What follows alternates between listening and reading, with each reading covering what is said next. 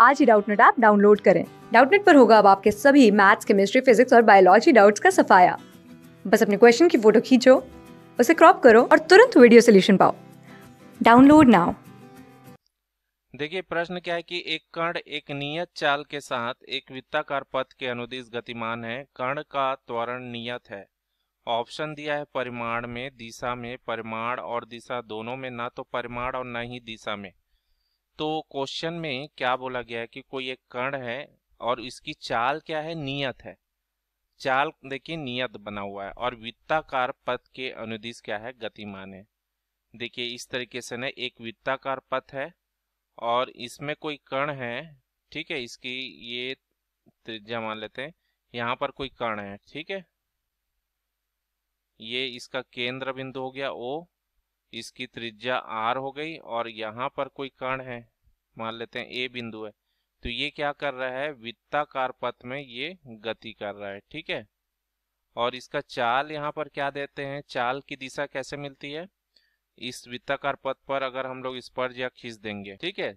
तो जैसे बिंदु ए पर हमने स्पर्शरेखा खींचा तो देखिए इसकी वेग की दिशा ये हो जाएगी, ठीक है। तो वेग का परिमाण हमारा चाल के बराबर होता है, तो चाल जो परिमाण है वो हमेशा बराबर है, ठीक है। तो क्या होता है यहाँ पर देखिए, कोई भी वस्तु जब वृत्ताकार गति करती है तो जैसे ए बिंदु पर ये वेग की दिशा इस हो रहा है और यहाँ पर ये जो मान है, ठीक है, ये जो चाल है ये क्या है, नियत है। तो वस्तु पर क्या होता है, कोई भी वस्तु वृत्ताकार गति कर रही है नियत चाल से, तो उसकी क्या होती है, केंद्र की ओर एक बल लगेगा, इसकी ओर एक बल लगता है जिसको अभिकेंद्री बल बोलते हैं, ठीक है।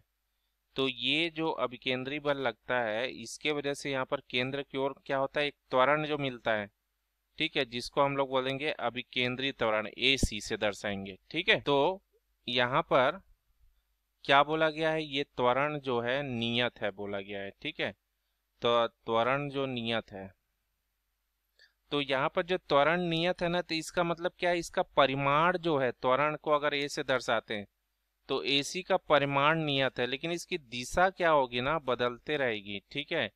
क्योंकि जैसे A बिंदु पर ये देखिए केंद्र की ओर इस दिशा से हो रही है, अगर मान लीजिए ये B बिंदु यहाँ इस बिंदु पर पहुंचा तो अब इसकी देखिए त्वरण की दिशा यहाँ होगी।